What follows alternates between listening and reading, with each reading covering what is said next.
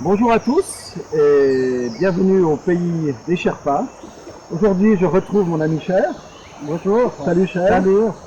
Depuis 7 ans, je ne l'ai pas revu et aujourd'hui, nous sommes toute une équipe de Suisse pour partir sur les routes de Solokumbu, dans son village natal de Caricola, à 6 jours de marche depuis le dernier accès routier. Et Cher, je voulais d'abord te remercier de nous accueillir ici. Merci à vous. Et comment se sont passés les travaux dans ton village et dans ta vallée jusqu'à aujourd'hui? Oui. D'abord, merci beaucoup pour tous, pour aider. Et bienvenue à notre village.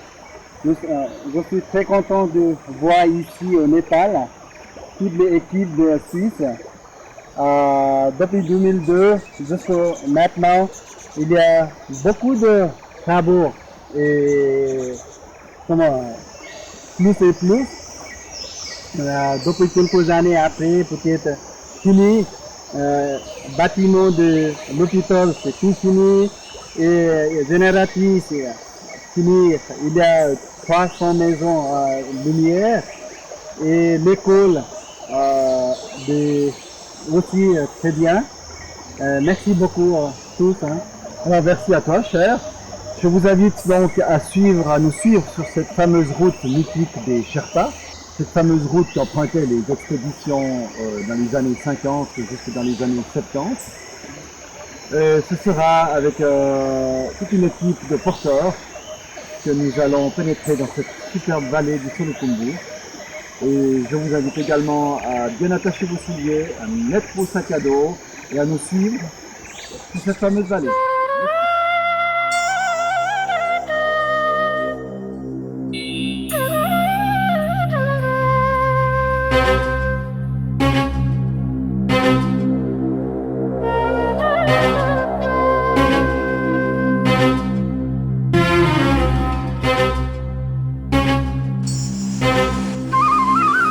Aéroport de Lukla, près de l'Everest, Népal. Nous sommes à 2800 mètres d'altitude. Les atterrissages et les décollages se succèdent.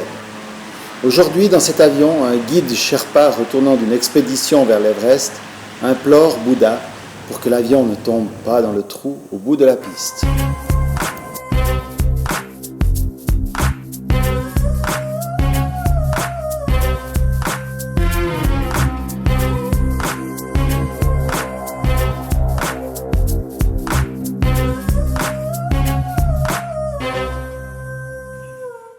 La route est très longue depuis l'aéroport jusqu'au centre-ville et la nuit tombe très tôt. Malheureusement, la pollution des véhicules font de Katmandou une des villes les plus polluées d'Asie.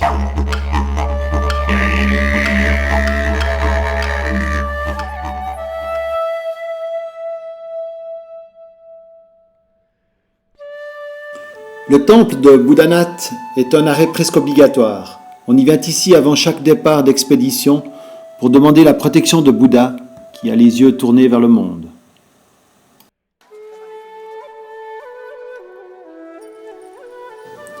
Everest, on te nomme aussi Sagarmatha ou Chomolungma en tibétain. Déesse mère d'un monde inaccessible, c'est sur le sommet de cette pierre, à ton image, que cette femme de Sherpa dépose ses offrandes et demande protection pour son mari, gravissant les cimes de neige et de glace.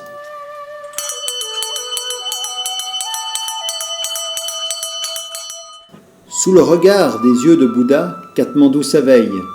Temples et stupas peints à la chaux, hôtels dédiés à Shiva et à Ganesh, les habitants honorent leurs dieux tout au long de la journée.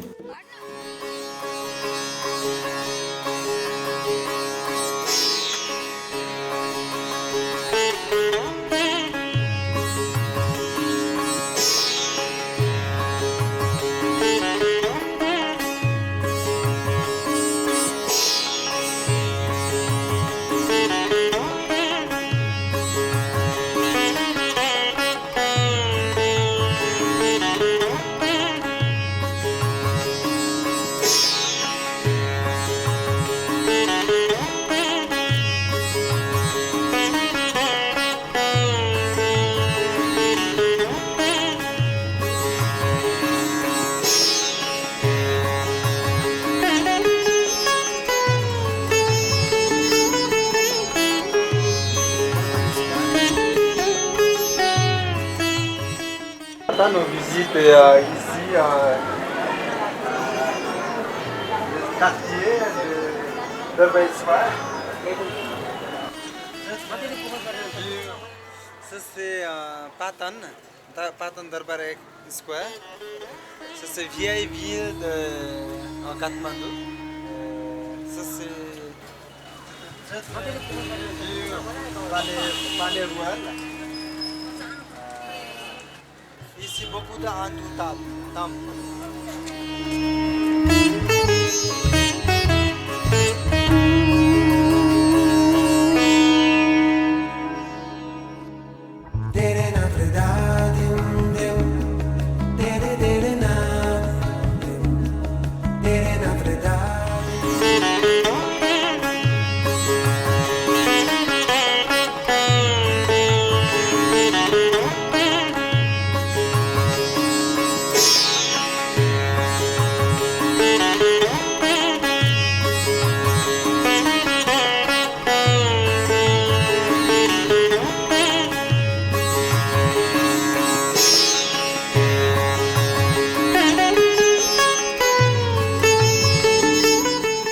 Pressée par l'occidentalisme, la capitale du royaume népalais a quelque peu perdu son aura mythique, mais pas son âme. Une foule fervente et bariolée envahit toujours son lacis de places et d'anciennes ruelles, mêlant commerçants et voyageurs. S'il persiste et s'engouffre, le flâneur voyageur y découvrira l'une des grandes civilisations himalayennes, les Sherpas, peuple venu de Mongolie plusieurs siècles auparavant.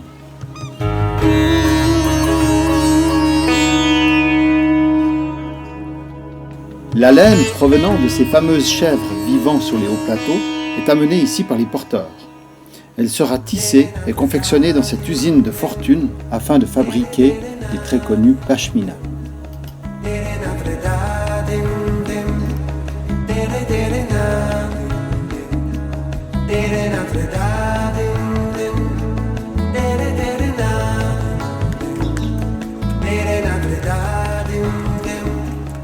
Également ici, dans cette usine, les feuilles de papier de laurier appelées lokta sont amenées, seront découpées, confectionnées, séchées afin de produire les feuilles de papier pour les écoliers et des albums de photos et divers livres pour la vente.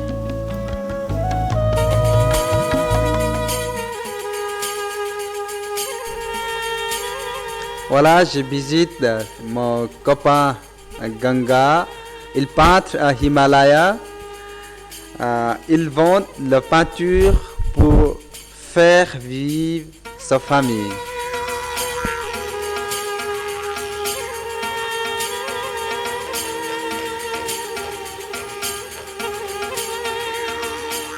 Aujourd'hui, je visite l'agence de voyage à Tamil.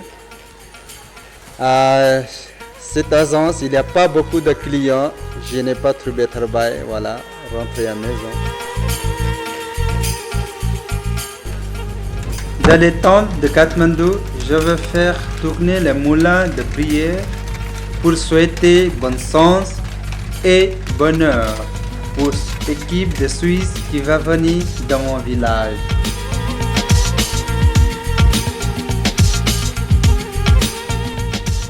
Nous quittons maintenant Katmandou pour aller dans la Solukhumbu, dans la ville de Jiri. Si tout va bien, nous arriverons ce soir après un jour de bus.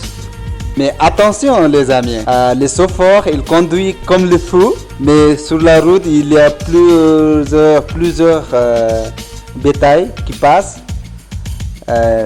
Attention. Hein.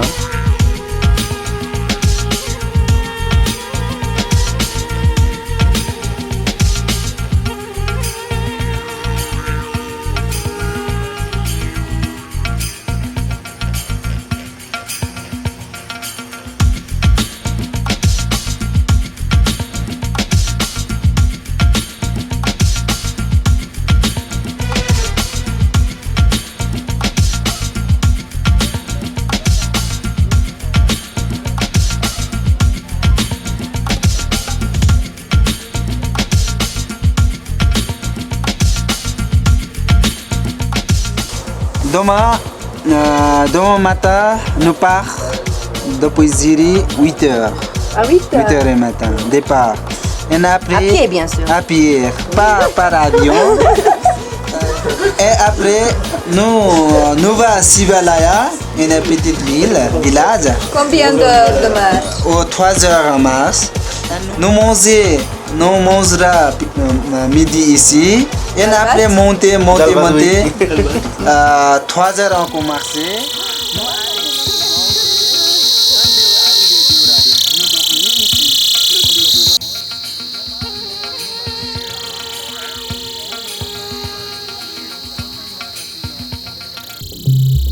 On a passé une nuit dans la ville de Ziri.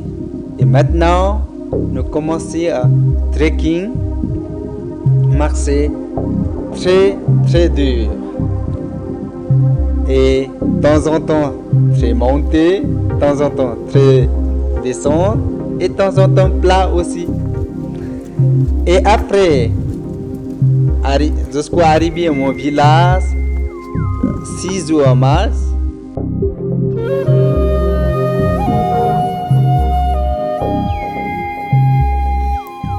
Traditionnellement, les Sherpas sont des commerçants, des fermiers ou des éleveurs.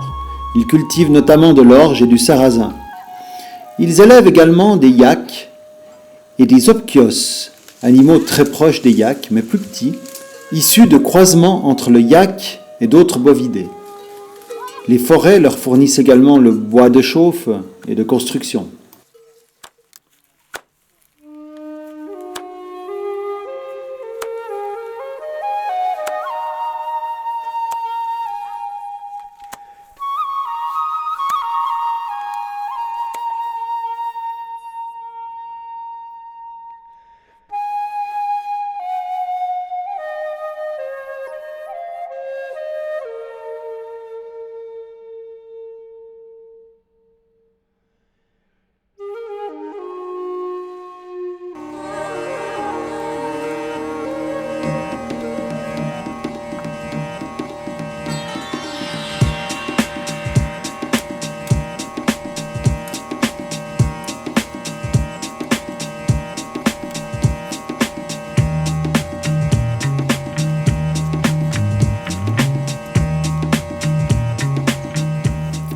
Les Sherpas sont les meilleurs porteurs d'altitude du monde. Comme beaucoup d'entre eux, ils viennent de cette fameuse vallée du Solukhumbu. Cet endroit, en fait, où à l'époque passaient de grandes expéditions pour l'Everest. Mais depuis la construction d'un aéroport vers les années 70 à Lukla, près de l'Everest, cette vallée s'est retrouvée pratiquement isolée. Leur fidélité, leur adresse et leur courage sont légendaires. Ils sont restés très humbles et les termes tels que conquête et rendement ne s'inscrivent pas du tout dans leur mentalité et leur religion. La première ascension de l'Everest en 1953 par le Sherpa Tenzing et le Néo-Zélandais Edmund Hillary a déclenché un formidable afflux de touristes. Plus de 20 000 visiteurs viennent chaque année découvrir le toit du monde. Risquant leur vie sur les cimes, forçant l'admiration par leur sang-froid et leurs compétences exemplaires, les Sherpas sont devenus célèbres dans le monde entier. Leur adaptation à un environnement à faible teneur en oxygène leur permet de survivre plus facilement dans l'air raréfié de l'Himalaya, expliquant en partie leur endurance. Les conduites circulaires de 80 kg serviront à la déviation d'un cours d'eau afin de faire fonctionner une turbine hydroélectrique. L'arrivée de l'électricité dans la vallée permettra de diminuer la consommation de bois de chauffe, évitant ainsi une déforestation massive.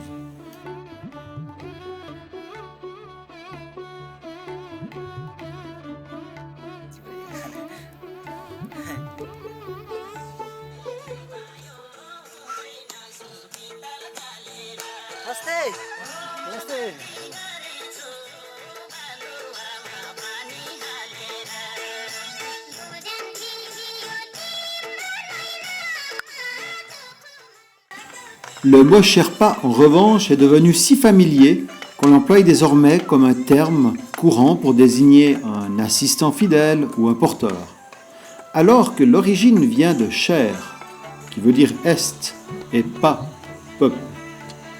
Peuple venu de Mongolie il y a plusieurs millénaires et qui est au nombre de 20 000.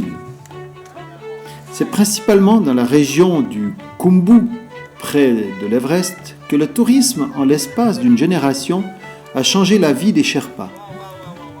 Aujourd'hui, seuls les randonneurs nostalgiques empruntent encore cette voie mythique dans cette fameuse vallée du Solukhumbu et laissant ainsi une économie latente.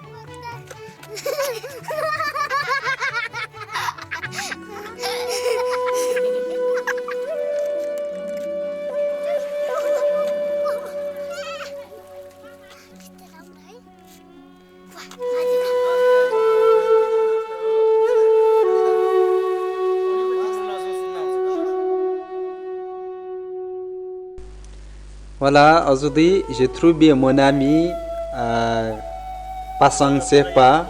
Ils vivent ici à 3000 mètres d'altitude. Il explique que nous, il n'y a pas beaucoup de lumière pour étudier les enfants. Et très froid, en hiver il y a beaucoup de neige et il n'y a pas beaucoup assez de bois parce qu'il y a beaucoup de coupures forêt. Et pour aller à l'école, les enfants très durs parce que l'école est très loin. Quand il fait froid, ils souffrent toute la journée à la maison.